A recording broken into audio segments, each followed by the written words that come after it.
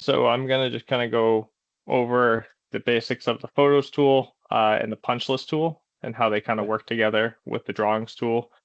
I'm going to show you just generally how it looks on the website first, and then I'll transfer over onto the phone and iPad app.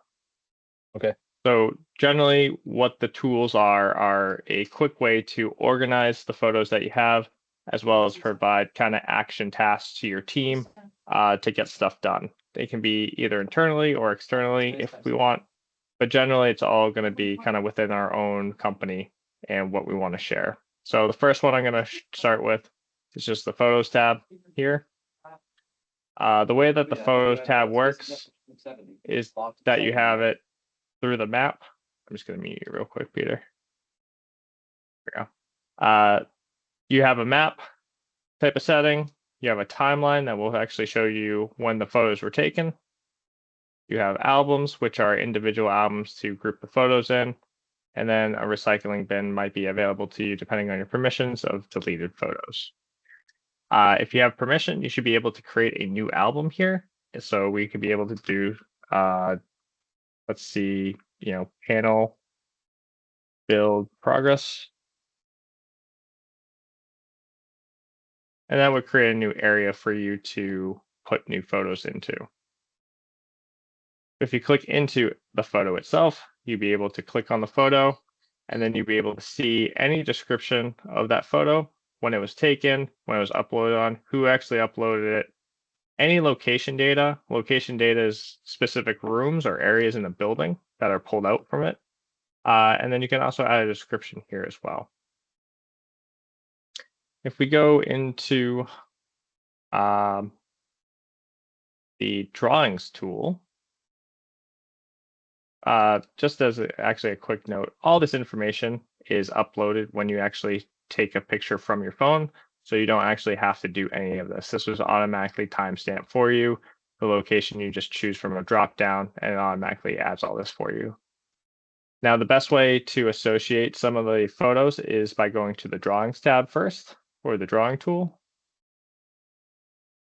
Go into any drawing that you want to associate these photos with. So I'm just going to go into the electrical plans, for instance. I'm going to go into the lighting plan.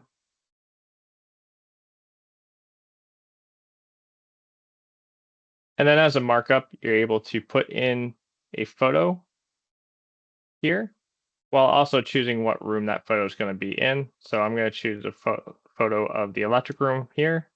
I can either select a photo from my Procore folders, or I can upload an existing photo.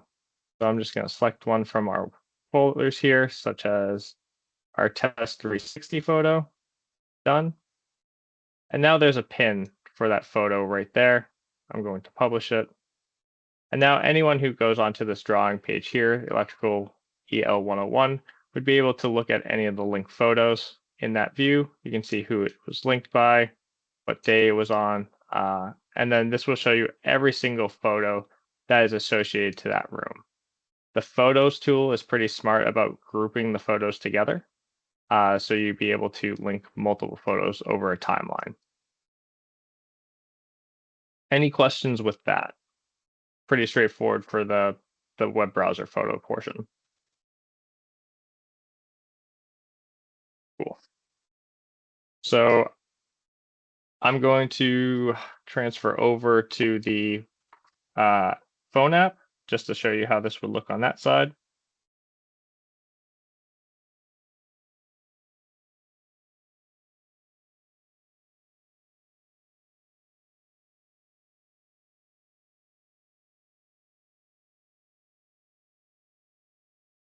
All right, so I'm going to go over to the Procore app here. And all I have to do to add a photo is one or two things. One, I can go to the drawings tool here at the bottom and then choose one of the drawings that I was working on. So I'm just going to go back to the electrical lighting 101 plan here. This has to download for 1 second. And as you can see, that photo that I had before has popped up because it's published. And it will show here on the linked photos tab. So you can actually view this photo right from there. Additionally, if you want to add a photo, I'd be able to choose the pin like I did before on the web browser, choose photo. I'm just going to zoom in over to this area here, tap it, and then I can either choose from Procore, choose from library, or I can take a photo. I'm just going to take a quick photo real quick, snap it. Let's go take a picture. There we go. As you can see on the bottom, you see that number 1 and that number 2 that keeps happening. That's all the photos that I'm taking. These are all going to associate to that one pin itself. So you don't have to associate every single photo you take. You can take multiple photos of the same area. Once I'm done, I can add a stamp to it up top if I want to choose specific people or companies. This is more of a GC feature, so we don't have to do that. And then over at the top is just if you want to choose different lighting for your phone. Once you're done, all you have to do is hit done.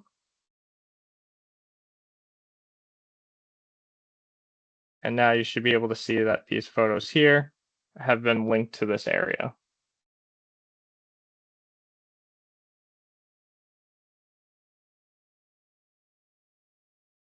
Lastly, you can actually just take a quick photo from the front of the Procore app.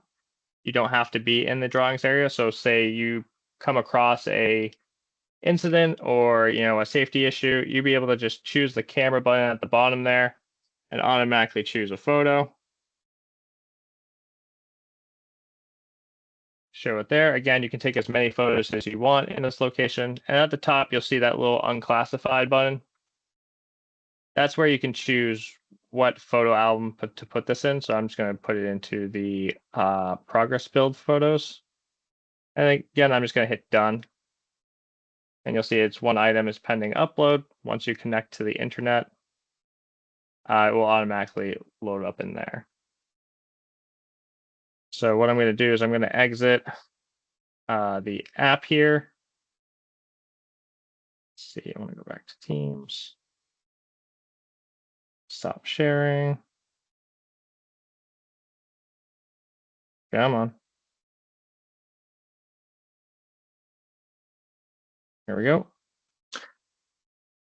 Going to share my screen again on the desktop browser. And if I go back to that electrical plan here on that lighting plan 2, we should see that that photo is automatically uploaded for me, and it's those 3 photos that I've taken. So these are very instant on-demand photos. So if someone in the office is asking for some, you're able to publish them right to the Procore site and get it to them directly without emailing or trying to rename what they are. Any questions on the photos tool? Oh, cool. Pretty straightforward. Makes organization a lot easier. Definitely. So next item that this kind of gets associated with is just punch list. So obviously, to make sure that you guys are completing your task and making sure that everyone knows what they need to do, you can use this punch list tool as your own item and create issues for your team to build and to complete. More or less, this will give you the overall view and the PM how many tasks need to be completed, and you can create these yourself. You can create them for your own team, but more or less, if we wanted to do finish plates, this will automatically populate with the next number in line. You would be the punch list manager, meaning you'd be the one able to close this punch list item. And then you can choose anyone who's actually in the project to be assigned to it. So right now I'm going to choose Anthony as the assignee. He is going to be the one that has to go work on these punch list items. I will be the final approver of it. And the priority can be set to low, medium, or high. If you have any references, such as the spec reference or anything like that, you can add in here, but it's more or less a little bit too bulky for that. You can choose any of these as you want. The only ones that you actually need to choose are the punch item, the final approver, anything with the red star. If you want to send this as a distribution list of somebody, such as like the PM of the project, or even like maybe prefab, you'd be able to do that. Description. Please go around and add all the receptacle covers. Private just means that only you can see it and the person assigned to it. If it's not private, pretty much any of the PMs or anybody on the project who has access to the punch list item be able to see that. So majority of the time you don't want to leave this as private. You can leave it as public so people can see. And then if you have any photos or images you want to attach, you can always go into the photos tab here. So again, if you have already taken some photos, such as panel progress builds, practice photos, you can choose any of the photos here. Classified. You can also add any drawings that you would want to add. So I can go down, look at the electrical drawings, choose the electrical, and attach this. When I hit save and create new, this will automatically bring you to the next punch list item. It doesn't bring you back to the previous page, so you can continue making more punch list items for your team. At the bottom, you'll see that you have a new punch list item here. Ball is in my court because I haven't sent this over to Anthony yet. If I hit send all items, it will automatically send it over to them. Now you can see that the ball in court has been transferred to Anthony. Anthony is now responsible for getting all the finished plates done. You can show that work is still required. And if you want, you can actually create a PDF of this and print it out for your team of the day. They can obviously go through their phone because this will get assigned to them. It'll give you pretty much a little work order for your team if you want. Punch list item number 3, finished plates. It can be as detailed as you want. It can be as minimal as you want. It's really up to you and how you want to work with your team on this. You can also export just the PDF itself without all the descriptions or the photos, so it's more of a consolidated type of PDF log. And at the end of the day, you would actually have a punch list item or punch list log like this to produce to your project manager or to anyone on the site showing, hey, we've been working on this. These are all the items that I've completed. Right, status ready to close, work required, and who's responsible at that time. I believe lastly, with the punch list item,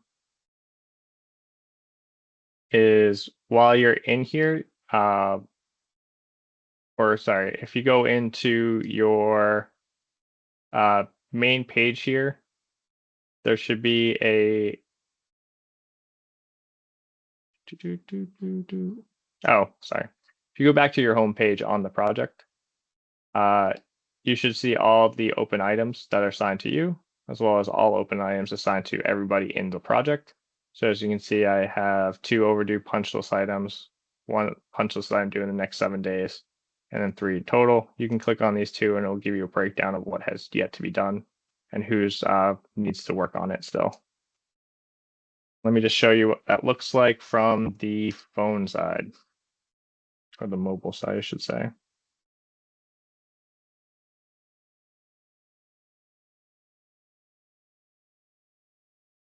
1 second.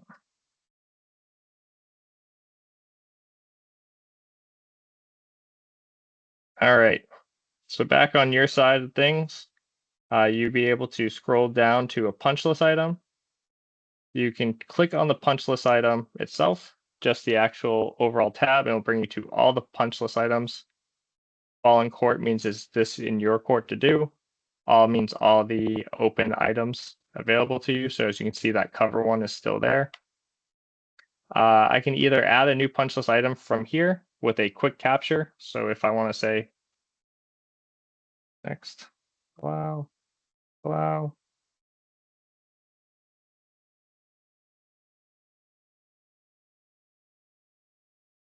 Sorry, it's not working there. But generally, you'll be able to create a punch list item from that with a quick capture. I believe it also has like a voice feature. If not, I can just choose a specific category. And then over the top, back at the punch list, you see that little plus sign above the punch list item. You can choose that to create a quick capture punch list item.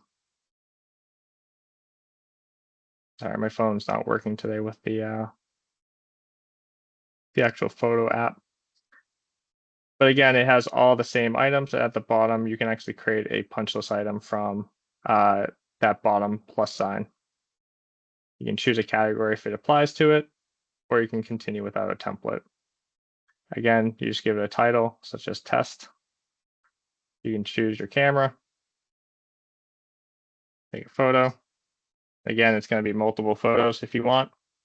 And these also get assigned to the correct folder in the Photos tool. You can choose who the assignee is from here. I'm going to assign Anthony one more time. And then I'm going to choose the due date of October 29th. If you want to make this more detailed, again, you have schedule impacts such as TBD, cost impact, yes, to $410. And then priority we can do is medium. Description, test punch list. And then we create it. And it says up at the top, your punch list item is being created. You can see one pending item to upload here. It's still the punch item. There it goes. I'm going to transfer back over to the web browser. If I go back into the punch list here, you'll be able to see that this test has been initiated by me. It's still in my court because I haven't sent it off to Anthony. This allows me some time to edit if I need to. Back on the phone side, to send it off to Anthony. Teams.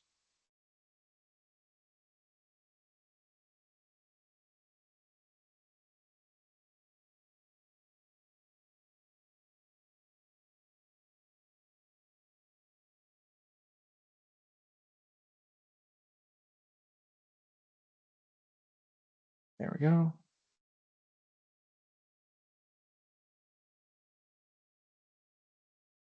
I just have to go back to my ball and court items. So if I go back to the punch list itself, now you can see that the ball and court at the top there, it shows that this is the one item that needs to be sent to assignees. So all I have to do is hit review, double check that the information is correct, and just hit send one. Now it's been sent to Anthony. He has been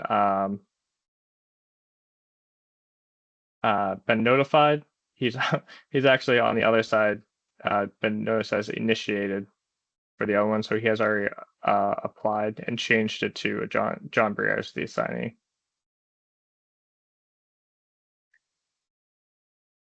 And you can see work required. He's also changed it to work required, where someone else has.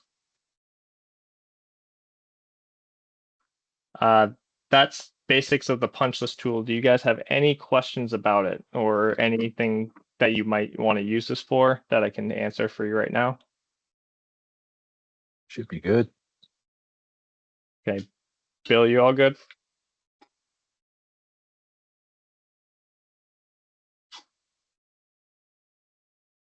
Yeah, I'm all good. Okay, awesome.